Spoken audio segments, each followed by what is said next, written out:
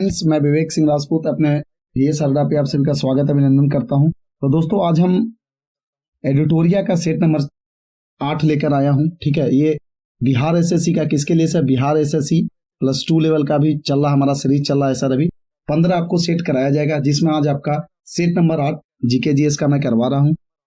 तो वैसे बच्चे जो अभी तक देखे नहीं हैं बिहार एसएससी का एक भी वीडियो, तो आप भी सरदा पे जाएं, आपको एक एक वीडियो वहाँ पे मिल जाएगा। आप एक एक वीडियो को देखें और अपनी तैयारी को मजबूत बना और इस बार बिहार एसएससी एग्जाम है उसको क्रैक करें और एक सीट अपना 2024 में जरूर कंफर्म करें। और आप अगर हमारे चैनल पे नए हैं प्लीज इस चैनल को लाइक करें, सब्सक्राइब करें और दोस्तों के साथ जरूर शेयर करें। और मैं आपको बता दूं कि ये जो पूरा जो क्लास अभी चलने वाला है बीच में बिल्कुल मिस मत करना।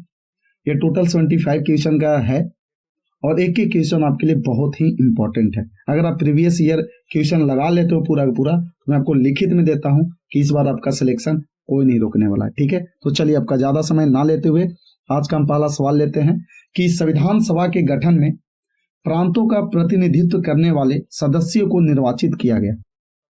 इसमें सर तो प्रांतों के विधानसभा द्वारा निर्वाचित।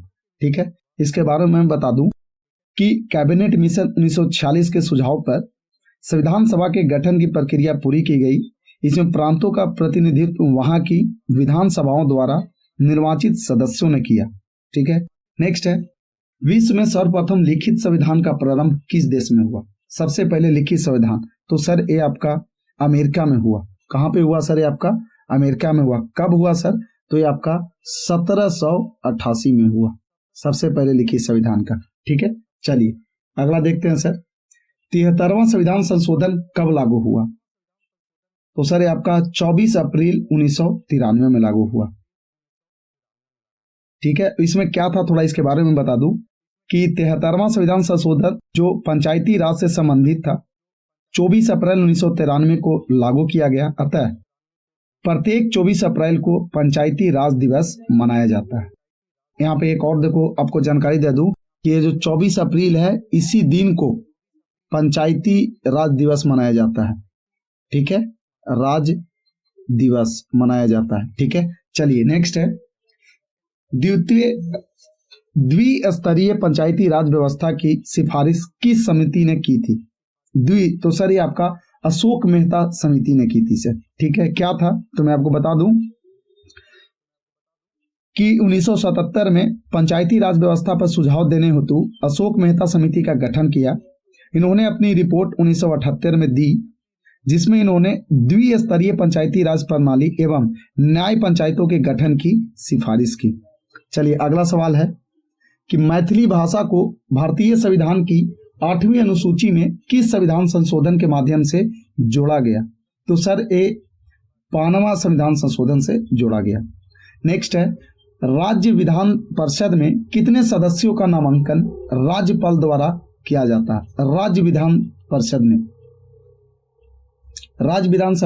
में कितने सदस्यों का नामांकन राज्यपाल द्वारा किया जाता है? तो 1/6 सदस्यों का। ठीक है, इसमें क्या है जो मैं आपको बता दूं कि अनुच्छेद 171 के तहत विधानसभा के सदस्यों के निर्वाचन की पद्धति वर्णित है। इसमें 1/6 सदस्य राज्यपाल द्वारा कला, साहित्य, विज्ञान, सहकारी आंदोलन एवं समाज सेवा से जुड़े व्यक्तियों में से चुने जाते हैं। ठीक है, चलिए अगला देखते हैं सर निम्नलिखित में से कौन सा भारतवर्ष को एक धर्मनिरपेक्ष राज्य के रूप में वर्णित करता है? मौलिक अधिकार, मौलिक कर्तव्य, 9वीं सूची, संविधान की प्रस्तावना, एक कौन सा है सर? तो ये आपका संविधान की प्रस्तावना ही है।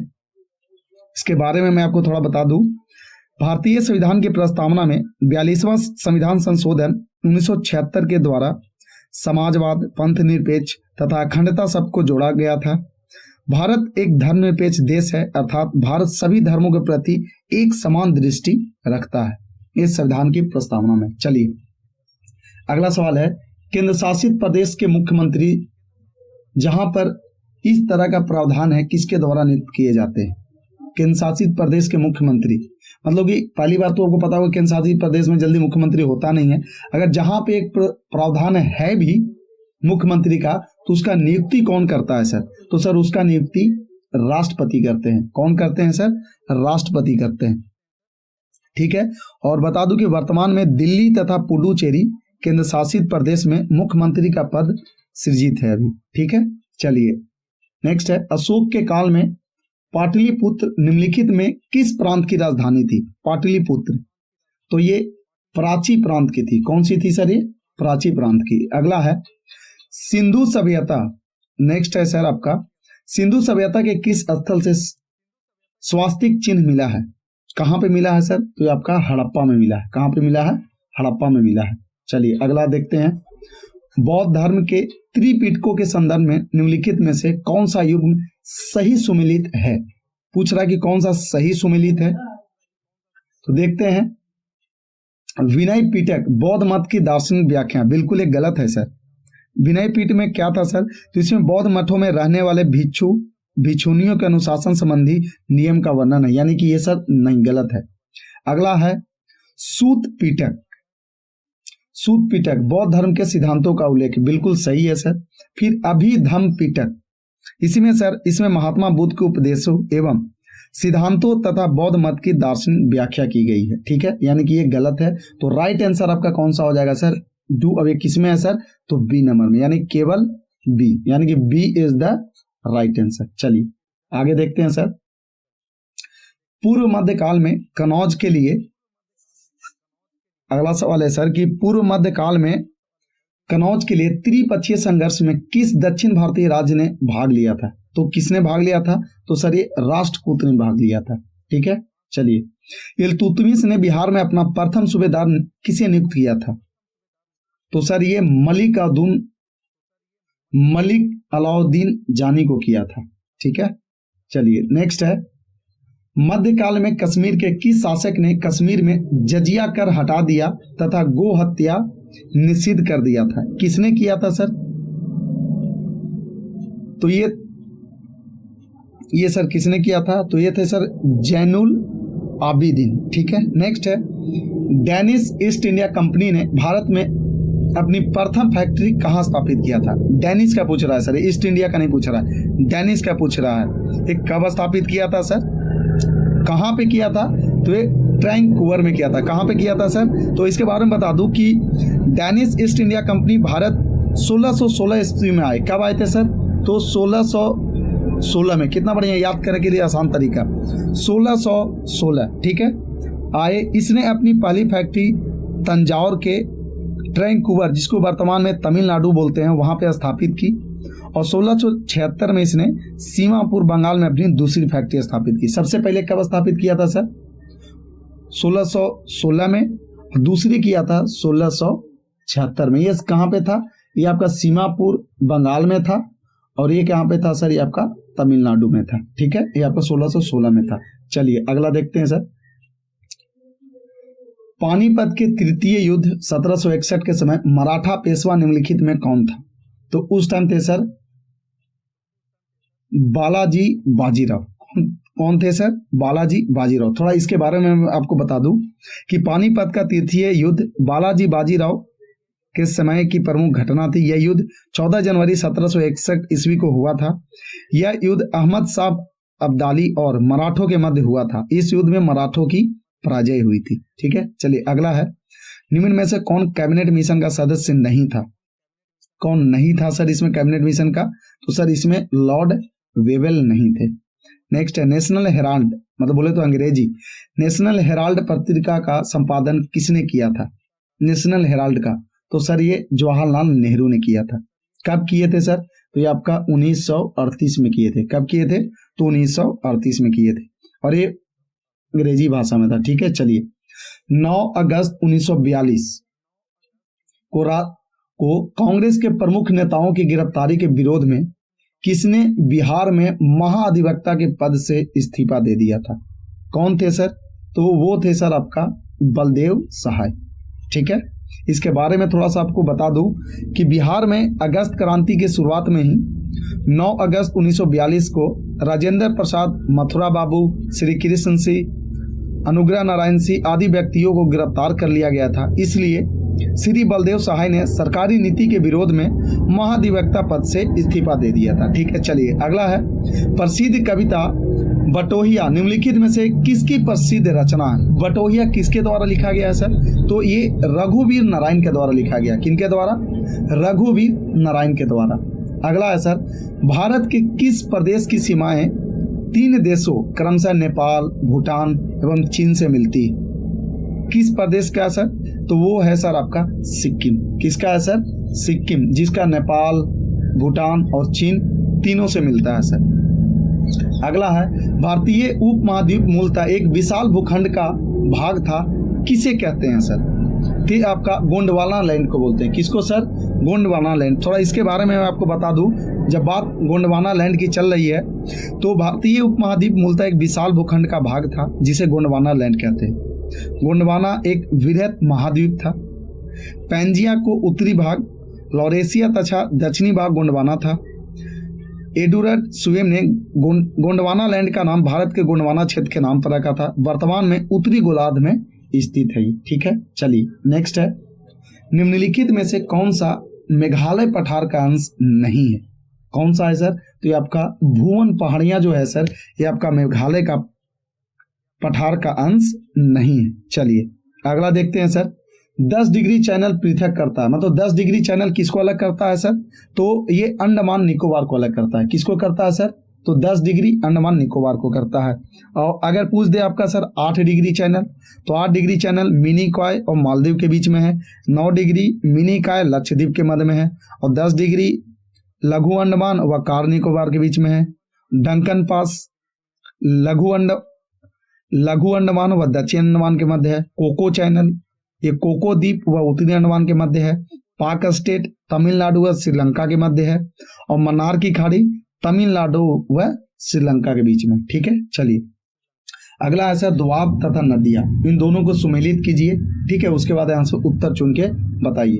तो चलिए सर बीस्ट दोआब जो है वो किसका है सर? तो आपका ब्यास तथा सतलज के बीच है।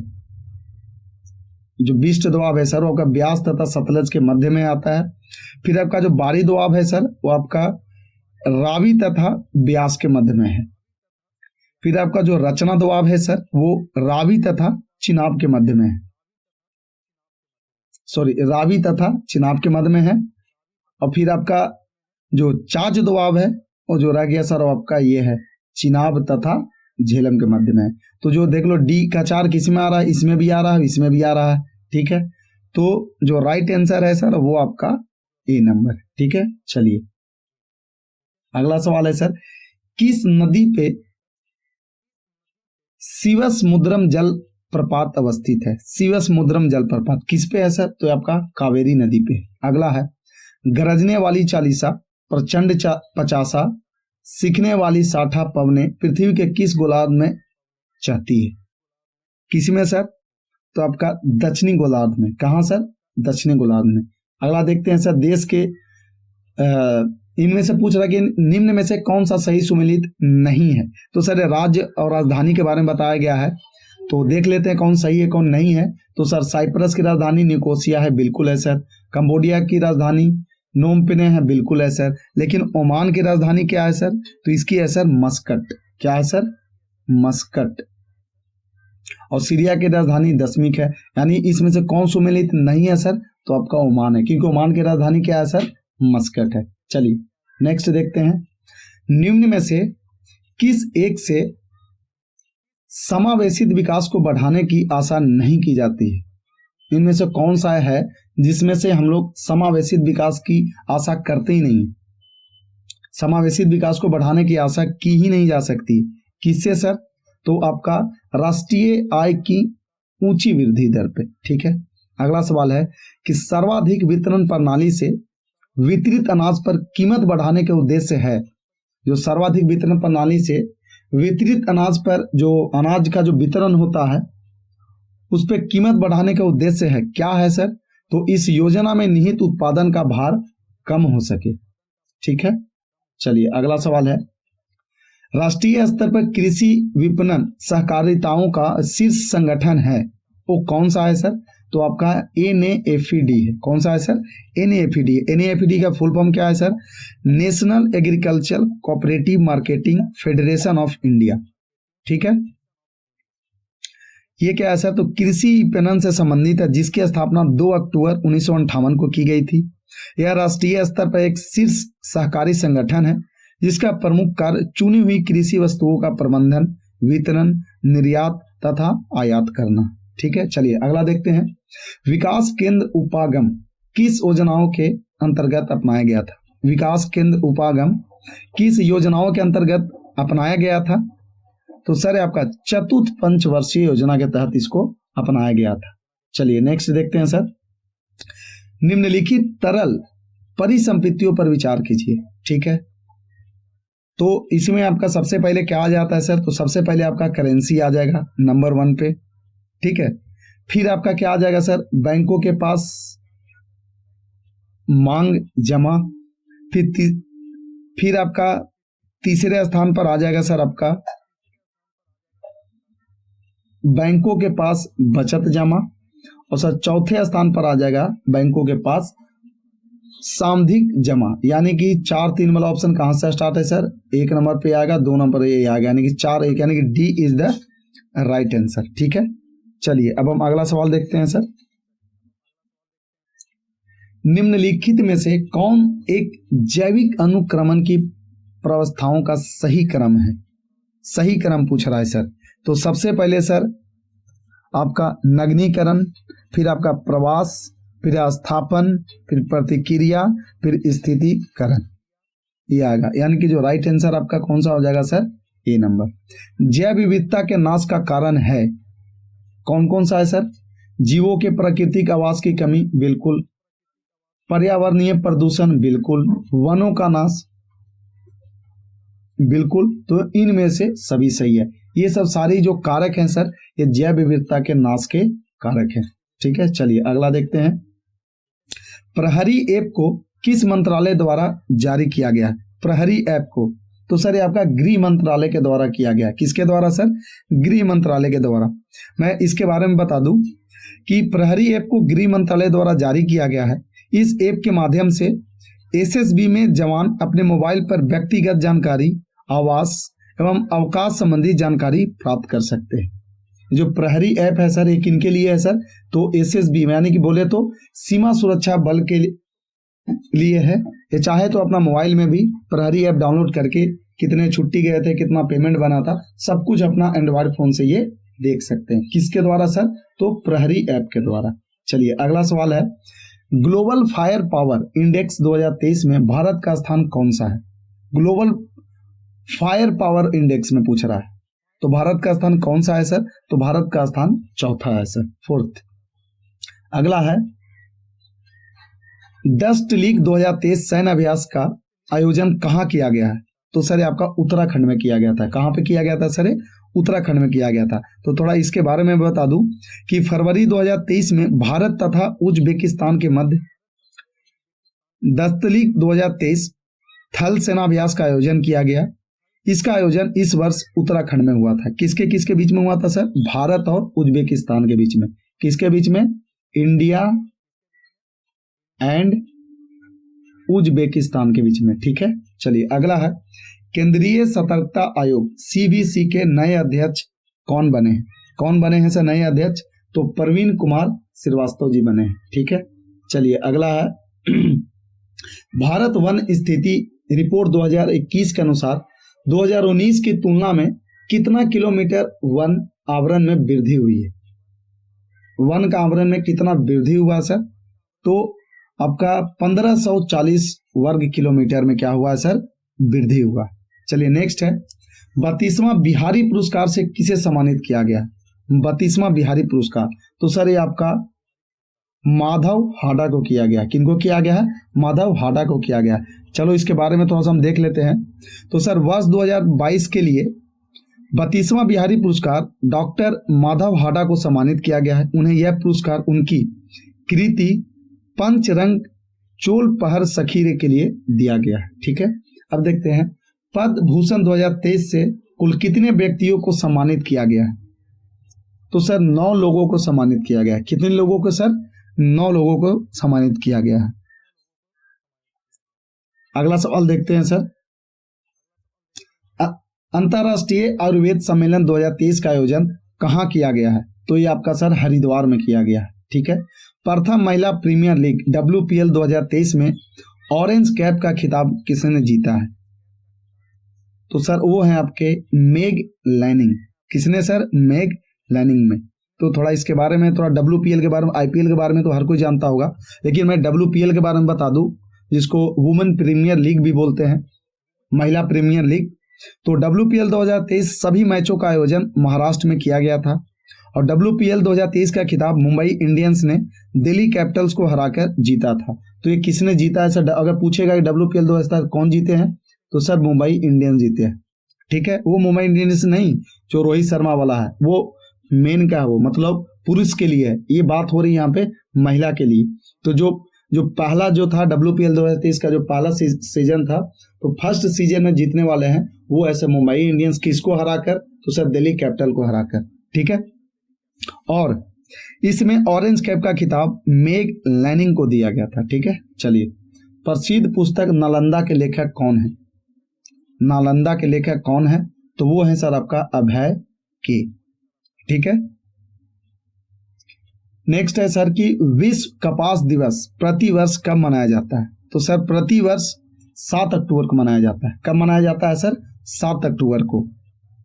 और इस बार जो मनाया गया था 2023 में, पूछेगा कि इसका थीम क्या था सर? तो थीम था sir making cotton fair and sustainable for all from farm to fashion. अगला नेक्स्ट सवाल है सर, रिलायंस की जियो मार्ट ने किसे अपना ब्रांड एम्बेसडर बनाया है? किसको बनाया है सर? तो MS धोनी को बनाया है। किसको बनाया है सर? MS धोनी को बनाया है। अगला सवाल है, हाल ही में किस राज्य के याक चुर्पी को GI टैग मिला है? किसको मिला है सर? तो अरुणाचल प्रदेश को मिला है। किसको मिला है? अरुणाचल प्रदेश को। नेक्स्ट है, सूर सरोवर पश्चिम विहार कहाँ स्थित है? तो सर ये आपका आगरा में स्थित है। कहाँ स्थित है सर? ये आपका ये आगरा में स्थित है। चलिए नेक्स्ट देखते हैं, इनमें से कौन सी नदी गंगा उत्तर दिशा में आकर मिलने वाली नदी है? इनमें से कौन सी नदी गंगा में, पूछ रहा है कि जैसे अगर ये मान के चलो कि गंगा इधर से बह रही है, तो उत्तर से इसमें से कौन सी नदी है जो गंगा में आकर मिलती है? ठीक है।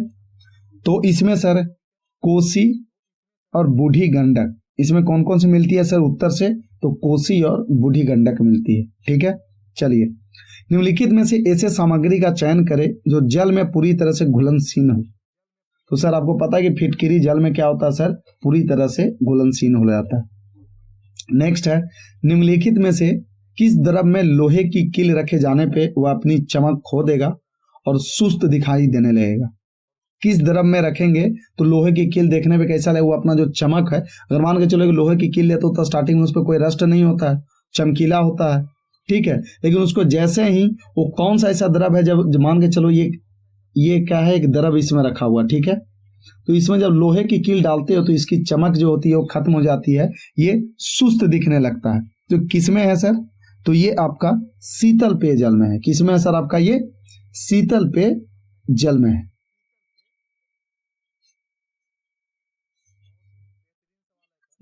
बहुत ही बेहतरीन सवाल है सर कि सिंथेटिक फाइबर को कहा जाता है, क्या कहा जाता है सर? तो इसको मानव निर्मित फाइबर कहा जाता है। क्या कहा जाता है सर? तो इसको मानव निर्मित फाइबर कहा जाता है। चलिए अगला सवाल देखते हैं, प्लास्टर ऑफ पेरिस रासायनिक रूप में क्या कहलाता है? प्लास्टर ऑफ पेरिस रासायनिक रूप में क्या कहलाता है सर? तो इसको बोलते हैं सर कैल्शियम सल्फेट हेमीहाइड्रेट। इसको क्या बोलते हैं सर? Calcium sulphate hemihydrate. में इसका फॉर्मूला लिख देता हूं, CaSO4 हाफ H2O। अब यहाँ पे बच्चे देख रहे होंगे सर ये हाफ H2O का है, तो ये जो हाफ जो आप देख रहे हो ना, ये वाटर ऑफ क्रिस्टल है। ये क्या है सर? वाटर ऑफ क्रिस्टल है। ठीक है। और कैल्शियम सल्फेट हेमीहाइड्रेट इसलिए बोला गया कि ये हाफ है, इसलिए इसको क्या बोला गया? हेमीहाइड्रेट है। ठीक है। चलिए नेक्स्ट है, रासायनिक परिवर्तन का एक उदाहरण है। इसमें से कौन सा उदाहरण है सर रासायनिक परिवर्तन का? तो पानी में सोडियम गिराना। पानी में सोडियम को गिराना है क्या है सर? एक रासायनिक परिवर्तन का उदाहरण है। ठीक है। चलिए, मिश्र धातु में किस पदार्थ के संयोग से निष्कलंक इस्पात, बोले तो स्टेनलेस स्टील अचुंबकीय हो जाते हैं? किसमें सर? तो वो निकेल में। किसमें सर? निकेल में। नेक्स्ट है, मिट्टी के तेल में किस धातु का भंडारण होता है? जो मिट्टी का तेल होता है उसमें किस धातु का भंडारण होता है सर? तो इसमें सोडियम धातु का भंडारण होता है। अगला सवाल है सर कि निम्नलिखित में से किसमें प्रोटॉनों की संख्या समान है? तो सर आपको पता होना है कि आइसोटॉप्स में क्या होता है सर? प्रोटॉनों की संख्या जो होती है वो समान होती है। थोड़ा इसके बारे में आपको बता देता हूं कि आइसोटॉप्स या समस्थानिक ऐसे तत्व होते हैं जिनकी परमाणु संख्या, इलेक्ट्रॉन संख्या, प्रोटॉन संख्या बराबर होते हैं लेकिन द्रव्यमान संख्या भिन्न होती है, उसको आइसोटॉप बोलते हैं। जैसे मैं यहाँ पे उदाहरण लिखता हूँ, जैसे हाइड्रोजन हो गया सर, हाइड्रोजन का 1 1 2 2 3, आप देख लो यहाँ पे सबका एटॉमिक नंबर सर सेम है, हाइड्रोजन का सबका एटॉमिक नंबर सेम है, बट इन लोग का जो एटॉमिक मास है सर वो सबका डिफरेंट है। तो आइसोटॉप क्या होता है सर? जिसका एटॉमिक नंबर सेम हो बट एटॉमिक मास डिफरेंट हो, दीज आर कॉल्ड आइसोटॉप। इसको हम क्या बोलते हैं सर? आइसोटॉप बोलते हैं। उदाहरण के तौर पे आप हाइड्रोजन को ही ले लो, सबका देखो यहाँ पे एटॉमिक नंबर हाइड्रोजन का 1 1 ही है, लेकिन इनका देखो हाइड्रोनियम, ड्यूटेरियम जो है ये सबका क्या है सर? एटॉमिक मास क्या है सर? सब अलग अलग है। चलिए अगला देखते हैं सर, निम्नलिखित परमाणु मॉडलों को उनके कालानुक्रम में व्यवस्थित करें। जब भी ऐसा रहेगा कालानुक्रम तो व्यवस्थित करने के लिए तो बता देते हैं सर। जे थॉमसन ने 1897 में, जे थॉमसन कब था सर? इनका मॉडल कब आया था? तो 1897 में। फिर उसके बाद में कैथोड किरणों की विशेषता का अध्ययन किया। जे थॉमसन ने 1897 में कैथोड किरणों की विशेषताओं का अध्ययन किया और प्रोटॉन की खोज की। वर्ष 1911 में रदरफोर्ड ने परमाणु मॉडल का अध्ययन कर परमाणु नाभिक की खोज की। कब सर? तो ये आपका 1911 में, रदरफोर्ड 1911 में की। और वर्ष 1913 में नील्स बोर ने परमाणु की स्थिरता की व्याख्या की थी। कब सर? 1913 में, 1913 में। ठीक है, तो अब देखो इसके अनुसार सबसे पहले पूछ रहा है कालानुक्रम में सबसे पहले कौन आएगा? तो ये ए आएगा, फिर उसके बाद बी आएगा, फिर उसके बाद सी आएगा, यानी कि 2 1 3। कौन सा ऑप्शन में है सर? 2 1 3। तो राइट आंसर आपका सी हो जाएगा सर। ठीक है, चलिए अगला देखते हैं। कोशिकाओं में गैसीय विनिमय मतलब गैसियस एक्सचेंज किसके द्वारा होता है सर? तो ये आपका डिफ्यूजन के द्वारा होता है। किसके द्वारा सर? डिफ्यूजन, जिसको इंग्लिश में डिफ्यूजन बोलते हैं, हिंदी में विसरण बोलते हैं सर। ठीक है, चलिए समसूत्री मिटोसिस विभाजन के बाद बनने वाले संतति कोशिकाओं की संख्या है। मिटोसिस के बाद क्या है सर? तो सर 2। कितना है सर? 2 है। चलिए ओजोन छिद्र का अर्थ है क्या है सर? तो ओजोन की सांद्रता में कमी। नेक्स्ट, निम्नलिखित में से कौन प्राथमिक ईंधन है? प्राथमिक ईंधन कौन सा है सर? तो आपका प्राकृतिक गैस है जो आपका क्या है सर? प्राथमिक ईंधन है। चलिए अगला सवाल लेते हैं सर कि कार्बन डाइऑक्साइड को ग्रीन हाउस गैस कहा जाता है क्योंकि यह सूर्य के प्रकाश के लिए पारदर्शी लेकिन गर्मी को फंसाता है। ठीक है, चलिए अगला सवाल है सर कि शरीर में कौन सा हार्मोन स्राव पुरुषों में मूंछ और दाढ़ी के विकास के लिए उत्तरदायी होता है?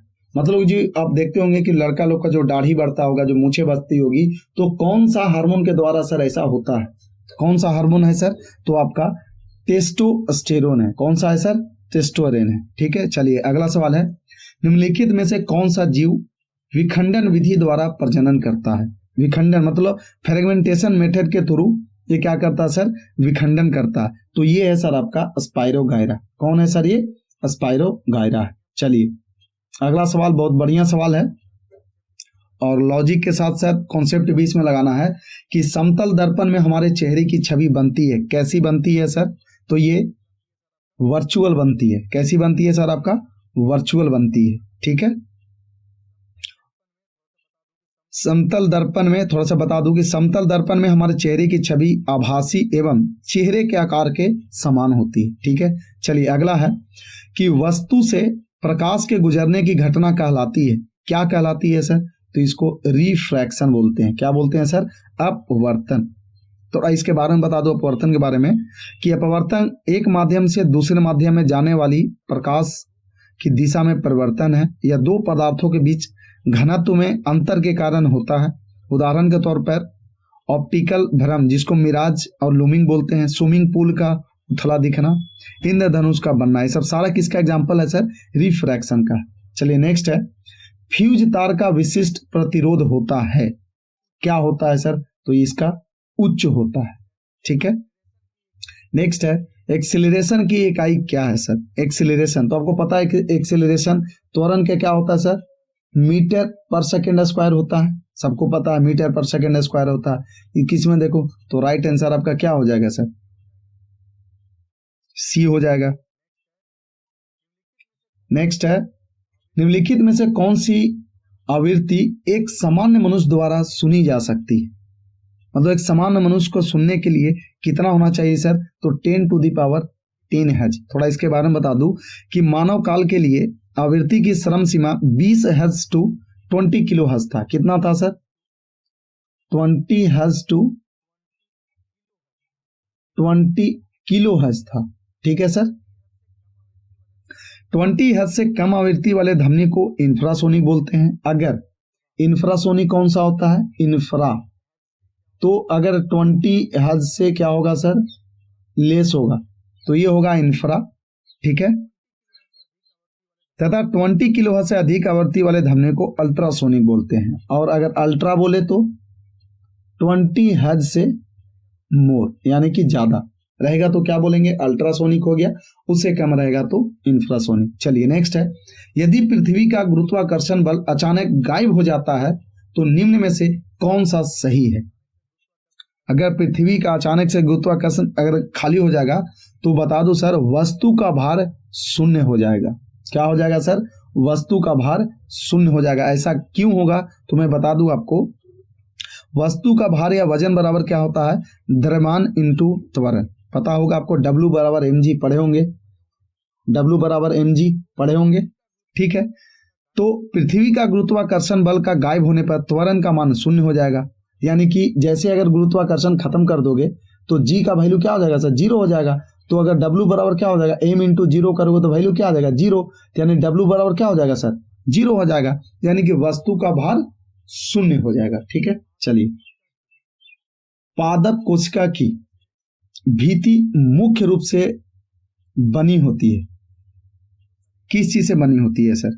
तो सर ये आपका सेलुलोज से बनी होती है। किससे सर? सेल्यूलोज से। चलिए नेक्स्ट है, मनुष्य में 2 बार बढ़ने वाले दांतों की संख्या होती है। मनुष्य में 2 बार बढ़ने वाले दांतों की संख्या होती है, कितनी सर? तो ये आपका 20। थोड़ा सा इस पे प्रकाश डाल दूं कि मनुष्य अन्य स्तनधारियों की तरह डिफाइन डोंट है, फलतः इनमें दांतों के 2 सेट विकसित होते हैं। प्राथमिक दांतों में ऊपरी जबड़े में 10 और निचली जबड़े में 10 दांतें होती है। कुल 20 दांतें का विकास 2 बार होता है। ठीक है, चलिए, भोजन का रासायनिक पाचन शुरू होता है कहां से?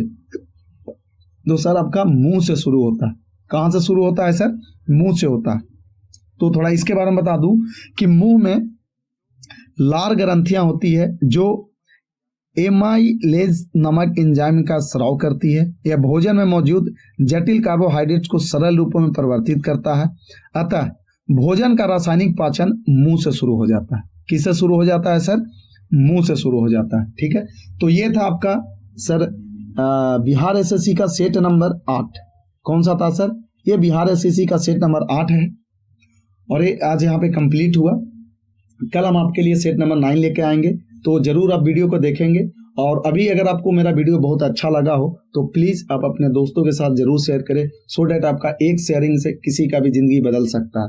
ठीक है, तो हम फिर मिलते हैं अगले वीडियो में। तब तक के लिए bye bye, take care, keep signing off. जय हिंद।